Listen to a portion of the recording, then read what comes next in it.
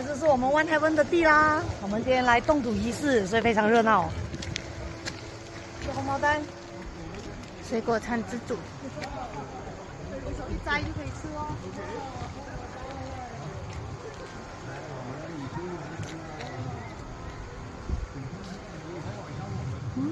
现在的生活，拿锄头，吃榴莲。对。因为我的血小板很多，所以很快不能死，是吗？然后先放一点草，然后再盖土。它这个整个已经黄色哦，它是可能浇水啊。